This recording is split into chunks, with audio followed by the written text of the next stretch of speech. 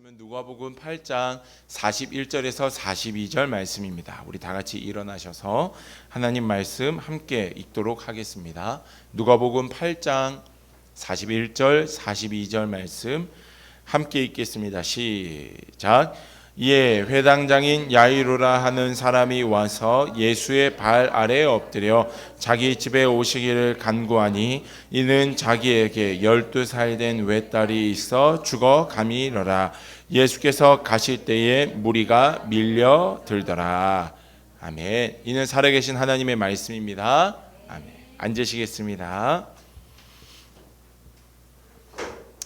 오늘은 두려움을 이기는 믿음이라는 제목으로 함께 말씀을 나누고자 합니다. 한국 기독교 역사를 보면 삶에 나타나는 현실적인 문제들 앞에서 선교사님들이 적지 않은 고생을 하셨던 흔적들이 있습니다. 외국의 선교사님이 들어오셨을 때 한국에 남아있던 문화들 중에, 한국의 문화 모습 중에 참 많이 힘들게 하였던 것 중에 하나가 있다면 축첩 문제였습니다. 그러니까 첩 문화였습니다. 당시에 이제 예전에 우리가 이제 조선 사회는 유교 사회였기 때문에 부모님들이 맺어 주시는 여인이나 남자와 혼례를 해야 했었고, 이제 그때는 어렸을 때 조혼이죠. 어렸을 때 그렇게 부부의 관계를 맺어서 잘 살면 좋은데 성인이 되고 나니 이제 조금 더 크고 나니 이제 정말 좋아하는 여인이 생겨서 그 여인을 첩으로 데리고 오게 되는, 그래서 본래 아내는 등한시하게 되고 첩과 더 좋은 가정을 꾸리고 사는 그런 문화들이 조선 사회에 참 많이 있었고, 이 문제를 놓고 선교사님들 사이에서도 많은 오고 가는 대화들이 있었습니다. 신약 성경에 나타나는 것을 보면 일부 일처입니다. 그런데 구약의 문화에서 보면 일부 다처의 문화가 굉장히 많이 있습니다. 신약을 중심으로 보자면 솔로몬은 정말 나쁜 사람이에요. 그러다 보니 많은 갈등과 많은 이야기들이 있었지만 그런 가운데서도 선교사님들의 마음 가운데는 일부 일처를 지향하고 사람들에게 그렇게 이야기를 하고 그래야만 한다라고 그렇게 가르쳐 왔습니다. 그런 가운데 여러분들이 잘 모르실 수 있지만 김영진이라는 분이 있었습니다. 그냥 아주 지극히 평범한 신앙인입니다.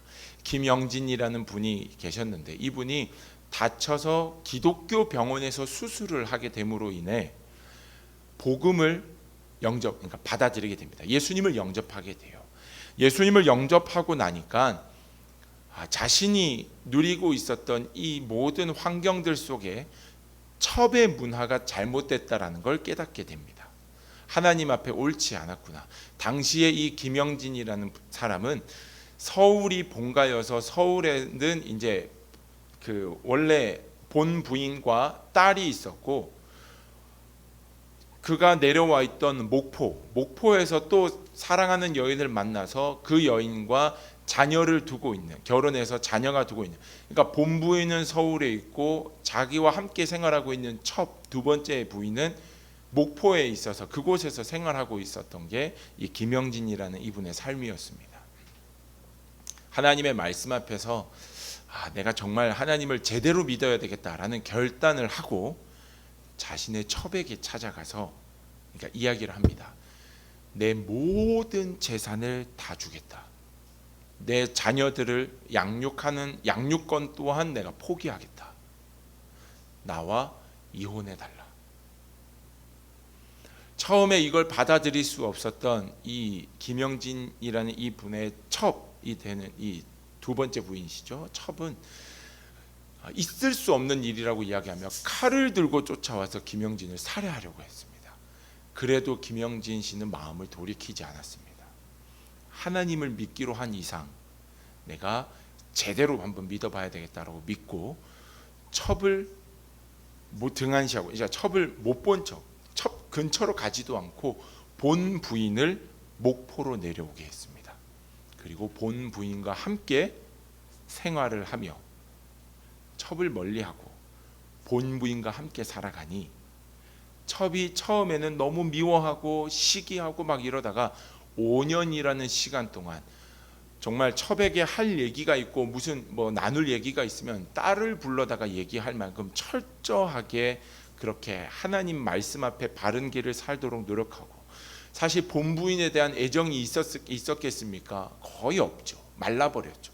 그런 상황임에도 불구하고 예수님의 마음으로 그 가정을 살리기 위해서 수고하고 애쓰다 보니 그 첩이었던 여성과 첩의 어머니가 이 김영진 씨의 믿음을 보고 예수님을 믿기 시작했습니다.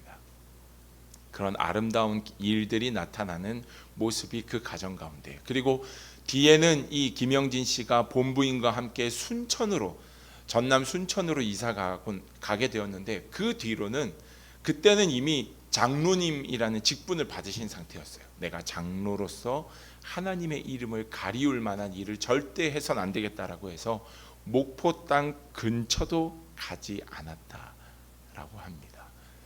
어떻게 보면 우리가 한 번도 들어보지 못했던 그런 믿음, 그런 신앙의 믿음을 가지고 계셨던 분이지만, 어떻게 보면 그 안에서 작고 연약하지만 자신의 믿음을 지키기 위해 삶의 환경과 맞서 싸워 끝까지 믿음으로 살아갔던 이런 믿음의 선배들이 있기에 오늘 우리의 믿음이 이렇게까지 성장할 수 있고 지금의 기독교의 모습이 나타날 수 있지 않나 생각해 보게 됩니다.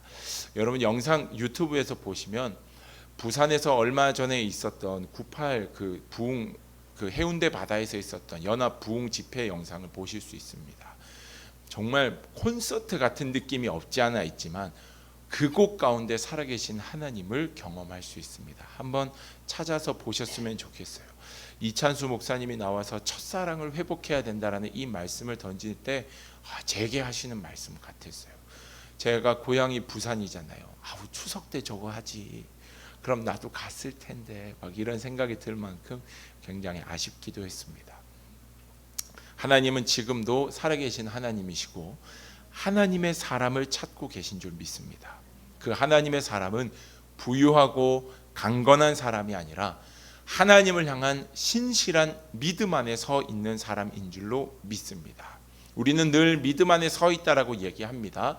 그러나 우리는 늘 믿는 것이 참 쉽지 않다, 어렵다라고도 동시에 고백합니다. 믿음이 무엇이냐라고 물어보면 믿음에 대해서 얘기해 줄 수 있어요. 그러나 돌이켜 생각해 볼 때 또 믿음이 무엇일지를 고민하게 되고 어렵게 생각이 드는 것이 바로 이 믿음의 문제인 것 같습니다.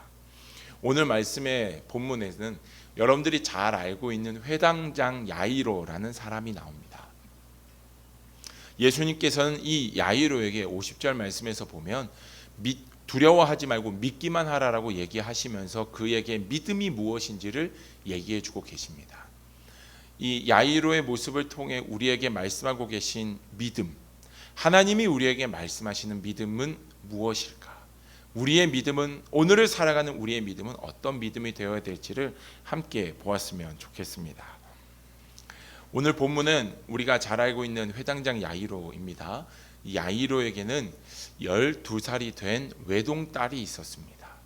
그런데 이 외동딸이 죽을 만큼 아팠다라는 것이 오늘 이야기의 시작입니다.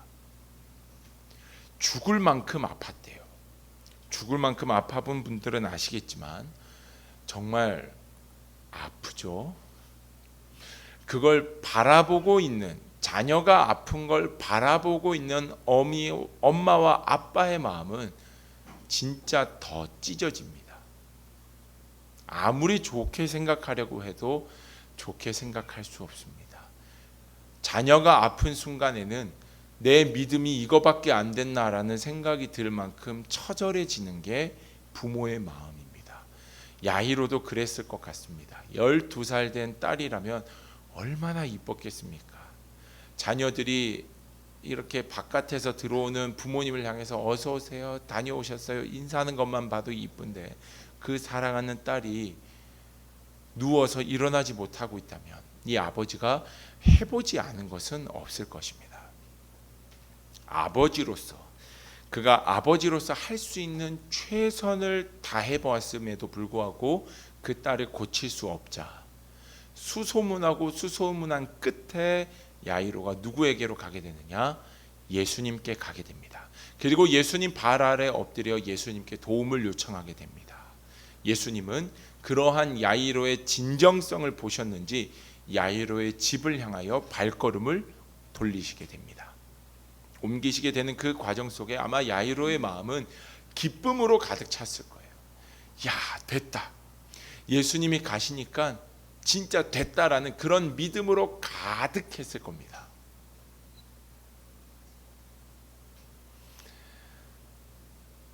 성경의 이야기를 읽으실 땐 감정을 섞으셔서 읽으시면 보다 더 이해가 잘 됩니다. 여러분들이 지금 야이로라고 생각해 보시고 딸이 아픈데 뭘 다 해봐도 안 됐는데 예수님이 지금 딸을 위해 기도해 주기 위해서 우리 집에 가고 계시다. 이것만큼 야이로에게 행복한 일이 어디 있겠습니까?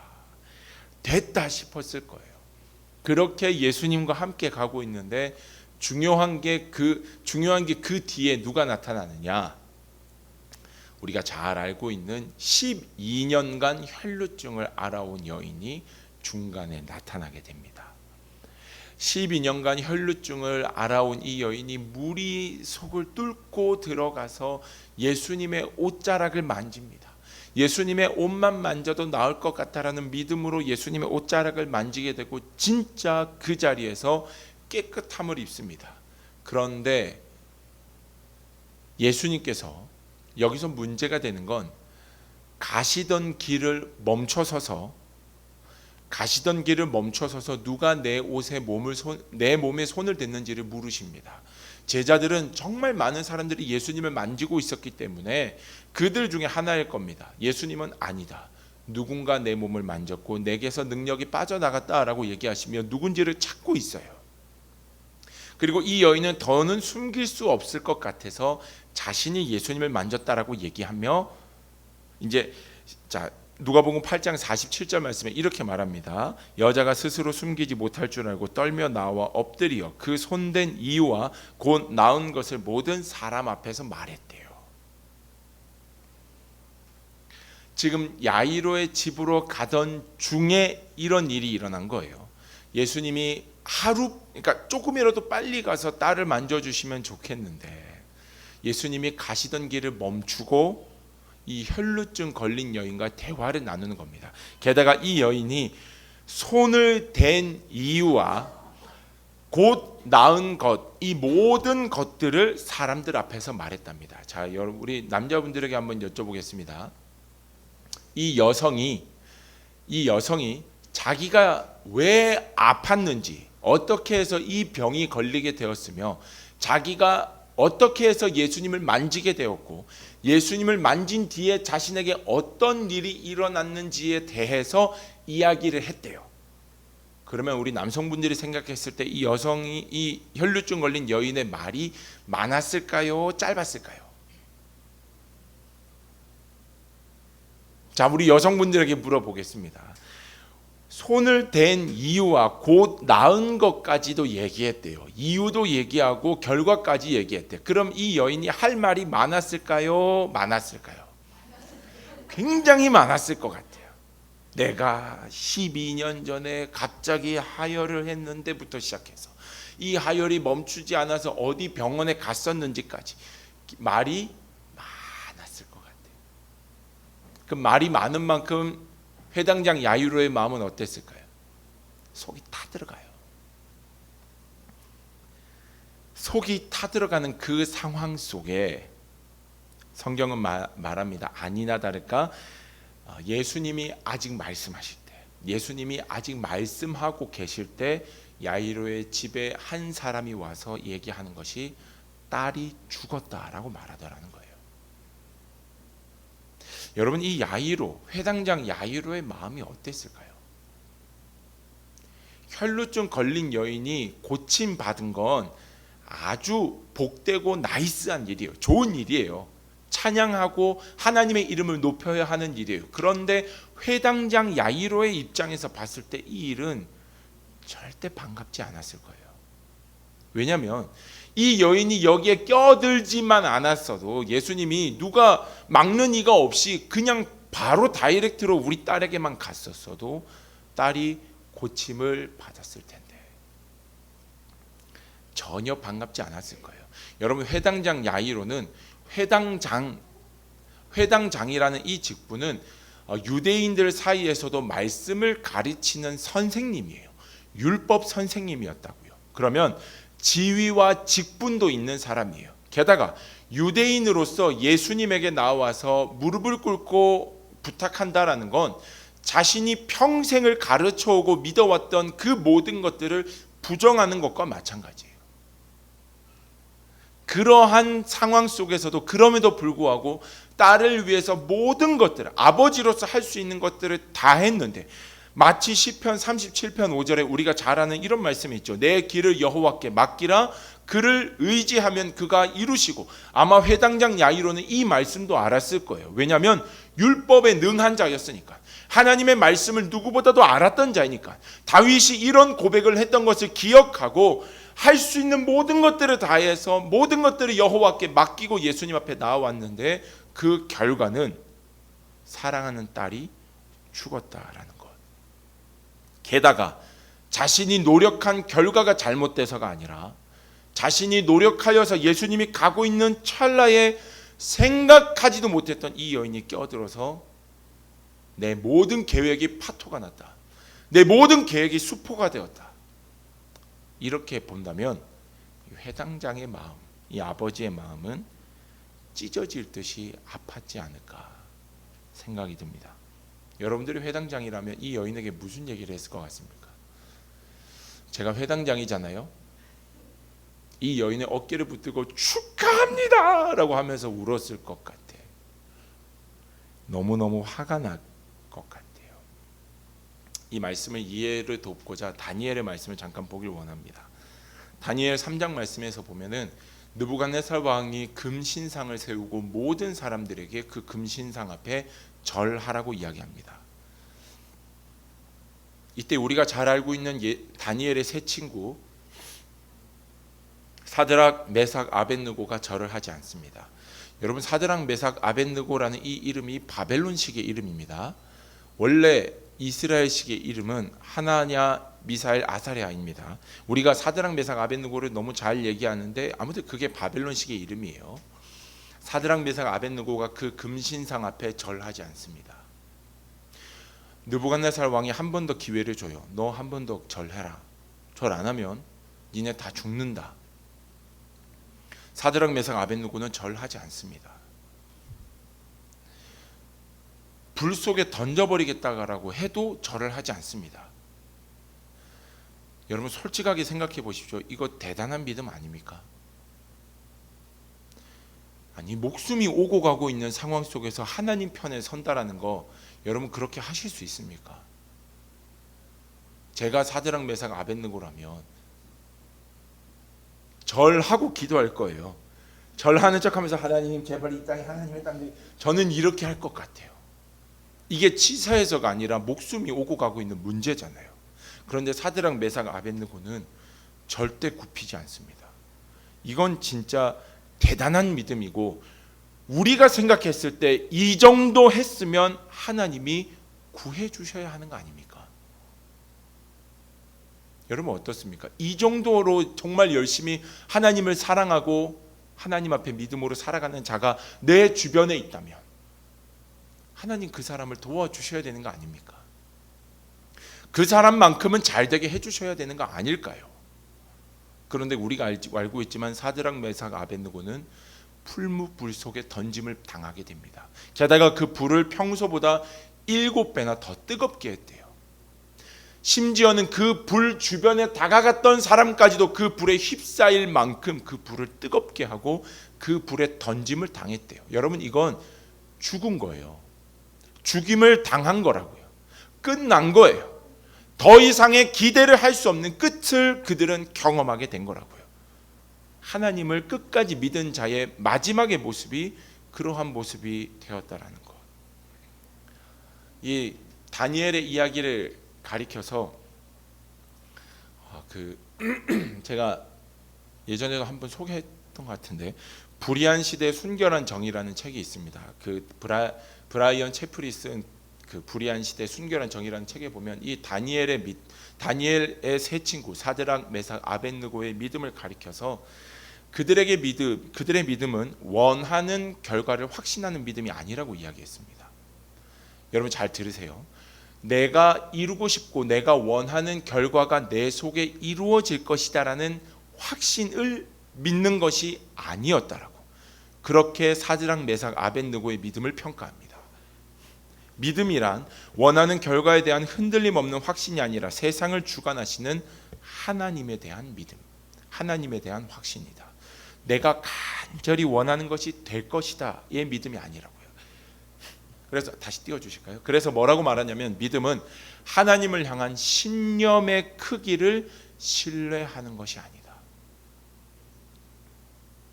믿음은 신념의 질을 신뢰하는 게 아니다. 내가 이만큼 했으니까, 내가 바르고 선한 길을 갔으니까 하나님이 나를 도와주실 거야를 믿는 게 아니라고요. 그럼 우리의 믿음은 무엇이냐? 브라이언 채플은 이렇게 말합니다. 믿음은 하나님에 대한 확신이다. 그분은 우리가 모르는 것을 아시고 우리가 예측할 수 없는 것을 계획하시고 우리가 생각이 미치지 않는 방법으로 영원을 주시는 분임을 믿는 것. 그분 하나님을 믿는 것이 우리의 믿음이 되어야 된다는 거예요. 공감하십니까? 내가 이것을 이루어질 것이다, 이것이 될 것이다 라고 믿는 건 남들이 다 하는 그 지성을 드리는 것과 사실은 마찬가지라는 거예요. 그게 아니라 우리의 믿음의 대상은 내 신념의 크기와 내 신념의 질이 아니라 하나님이 되어야 된다는 거예요. 하나님이시라면 내가 내 상황과 내 환경 속에 이루어지지 않았으면 하는 절망 속에 있다 할지라도 하나님이시라면 이 모든 것들을 하나님의 방법대로, 나는 도저히 어떻게 할 수 없지만, 나는 어떻게 해야 될지 아무것도 모르겠지만 하나님이시라면 나를 반드시 승리케 하실 것이다.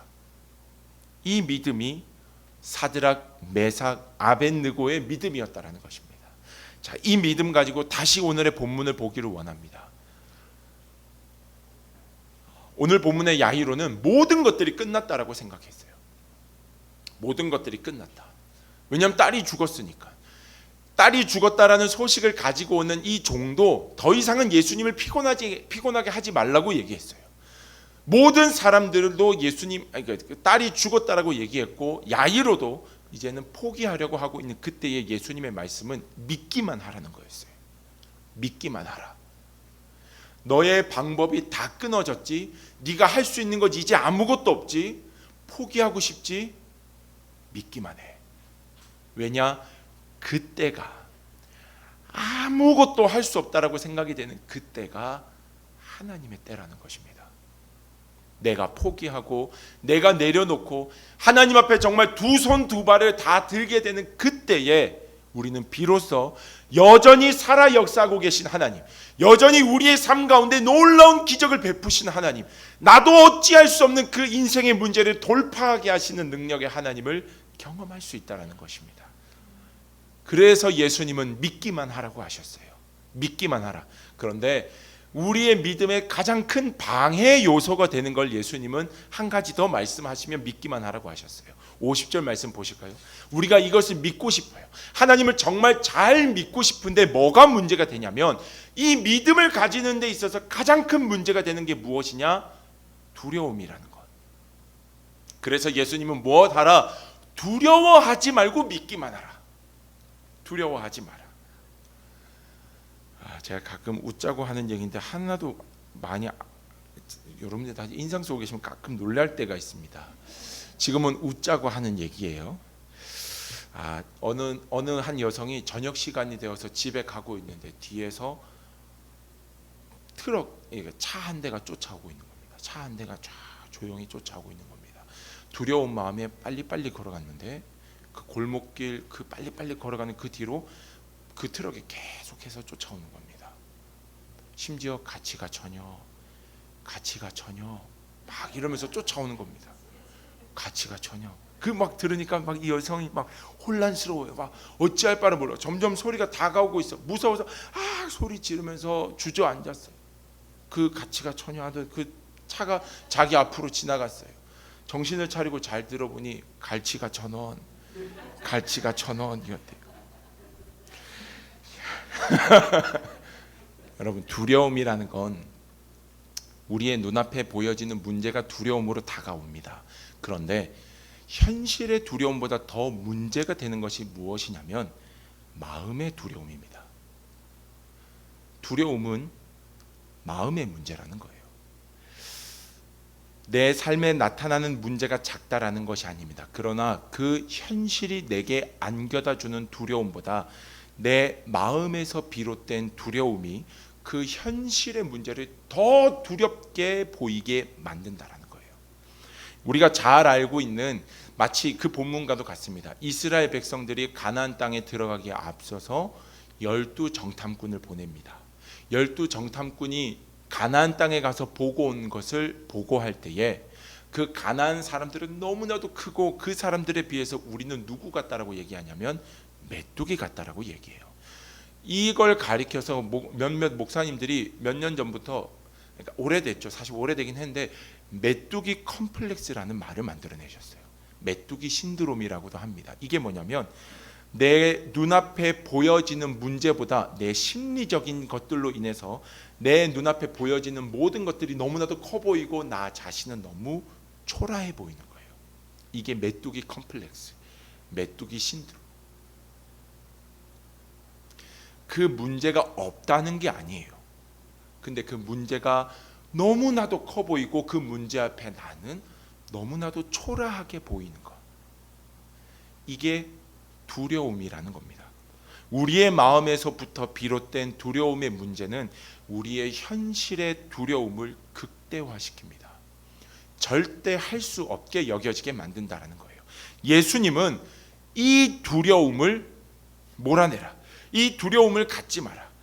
다시 한 번 더 보시자면 50절 말씀에서 보면 두려워하지 말고 믿기만 하라. 이 두려워하지 말라는 것은 현실을 부정하라는 것이 아니에요.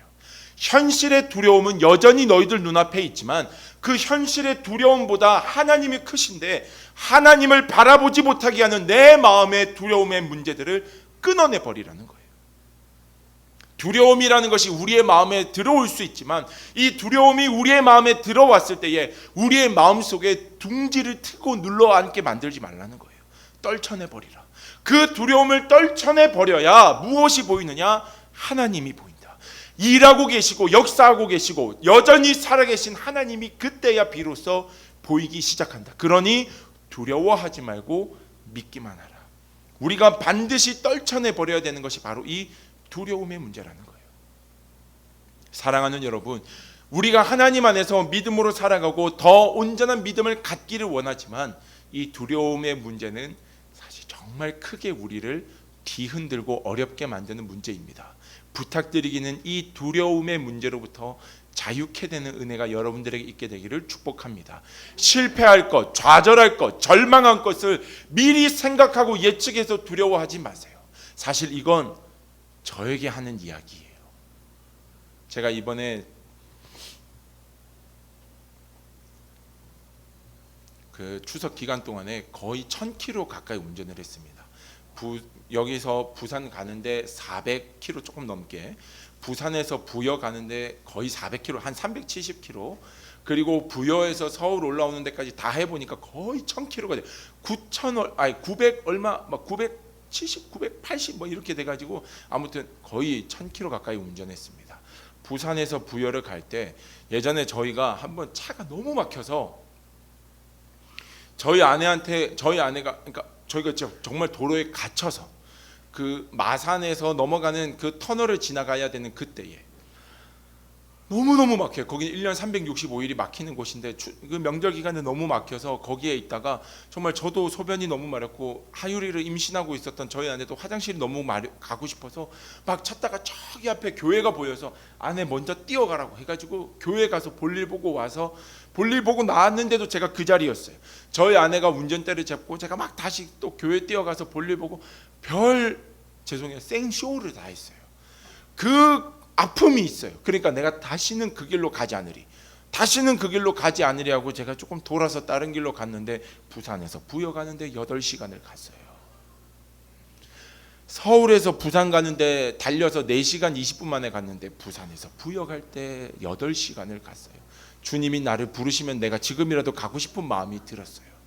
근데 제가 이 마음이 어디서부터 비롯됐느냐, 마산 쪽으로 가면 100% 막힌다라는 여기서부터 시작이 됐어요. 아주 사소한 일이지만 저에게 있어서 가장 큰 문제가 되는 것이 있다면 저도 더 미리 생각하고 문제되는 것 때문에 제 자신을 억눌러요. 이게 제게 있는 단점이에요. 먼저 걱정하고 두려워하는 단점이 제게 있어요. 이 말씀을 묵상하고 있는데 예수님이 두려워하지 말고 믿기만 하라는 이 말씀이 오늘 제게 하시는 말씀 같았어요. 너 뭐 때문에 두려워하고 있냐? 너 뭐 때문에 무서워하고 있냐? 너의 삶의 현실을 봐라. 뭐가 그렇게 두려우냐? 사실 두려워할 게 많이 없어요. 두려워할 거 뭐 그럴 만한 게 문제가 없어요. 감사하고 행복한 게 더 많아요. 그런데 내 마음의 문제가, 내 마음속의 두려움이 내 현실 앞에 있는 감사의 것들을, 은혜의 것들을 잃어버리게 만들더라고요. 예수님께서는 야이로에게 그 이야기를 하고 계신 거예요. 눈에 보여지는 그 현실을 제대로 봐야지 마음에 생겨나는 두려움의 그 여러 가지 것들에게 아주 잠식되어 버릴 때 하나님이 보이지 않는다. 하나님이 보이지 않는다. 예수님께서 말씀하셨죠. 두려워하지 말고 믿기만 하라. 그리고 어떤 일이 일어납니까? 야이로의 딸이 살아납니다. 모든 사람들이 예수님을 비웃었어요. 잔다라고 했을 때 비웃었어요.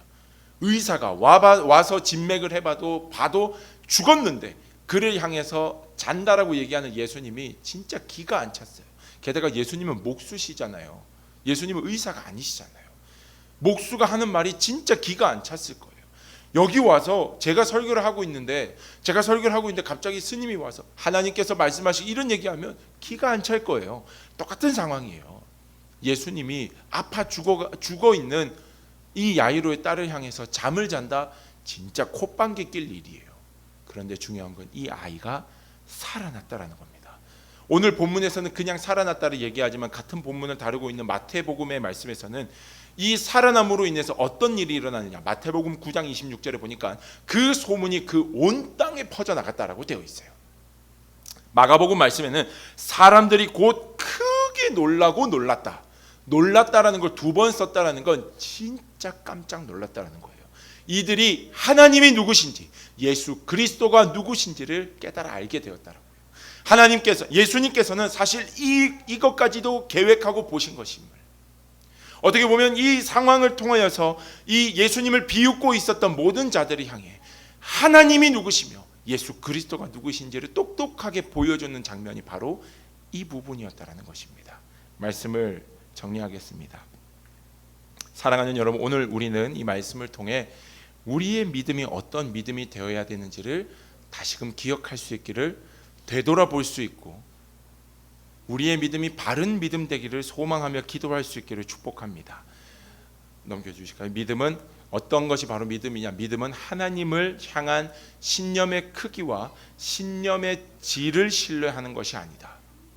내 눈앞에 나타나는 고난이 내게 나타나지 않을 것을 믿는 것은 성경적인 믿음이 아니다. 진짜 믿음은 무엇이냐?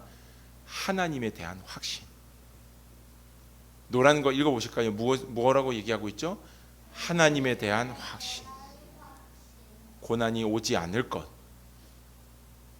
내가 정말 성실하게 열심히 하고 있는 것, 내 행위와 내 눈앞에 보여지는 것이 전부가 아니라 하나님을 믿는 것이 진짜 우리의 믿음 되어야 된다는 것. 그리고 이 믿음을 방해하는 가장 큰 요소가 무엇이라고 했죠? 두려움이다라는 것. 이 두려움의 문제는 현실의 문제보다 마음의 문제라는 것, 그리고 현실의 두려움을 더욱더 커 보이게 하는 것, 이것이 마음속에 주는 두려움의 문제라는 것. 이 두려움을 떨쳐내시고 하나님만을 온전히 믿음으로 고백하고 섬기며 나아가는 신실한 믿음의 자녀된 저와 여러분들 되기를 주님의 이름으로 축복합니다. 진짜 믿음의 자녀 되기를 사모하며 한 주의 삶 속에 하나님, 내가 믿음으로 살게 하여 주옵소서. 내가 믿음으로 하나님이 지금도 나를 사랑하고 계심을 잊어버리지 않고 그 사랑 안에서 믿음으로 승리하는 자 되게 하여 주옵소서. 우리의 기도, 우리의 고백 될 수 있기를 주님의 이름으로 축복합니다. 함께 찬양하시고 기도했으면 좋겠습니다. 아무것도 두려워하지 말라. 우리 믿음으로 고백하시고 하나님 내게 믿음에 믿음을 더하여 주옵소서라는 마음으로 함께 찬양하고 기도하겠습니다.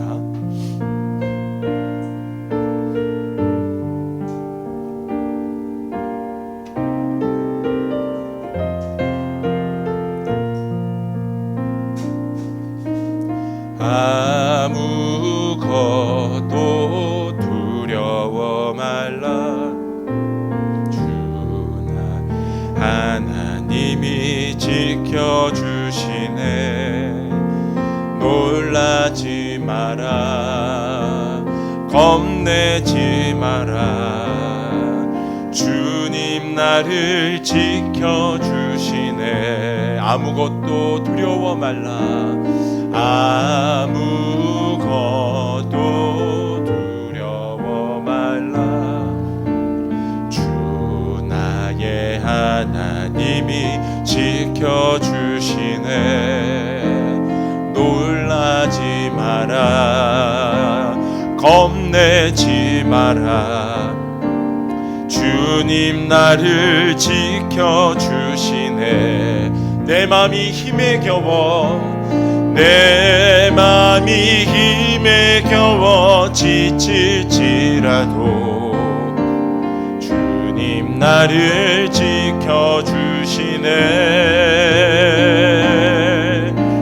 세상의 험한 풍파 몰아칠 때도 주님 나를 지켜주시네.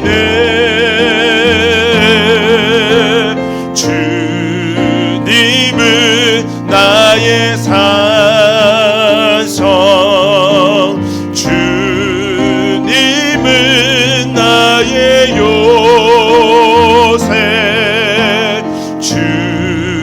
주님은 나의 소망. 나의 힘이 되신 여호와. 내 맘이 힘에 겨워 내 맘이 힘에 겨워 지칠지라도 주님 나를 지켜주시네. 세상의 험한 풍파 세상의 험한 풍파 몰아칠 때도 주님 나를 지켜주시네.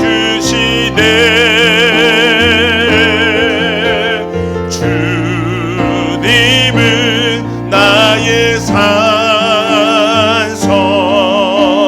주님은 나의 요새. 주님은 나의 소망. 나의 힘이 되신 여호와. 주님은 나의 주님은 우리 두 손을 높이 들고 주님 앞에 찬양합시다. 주님은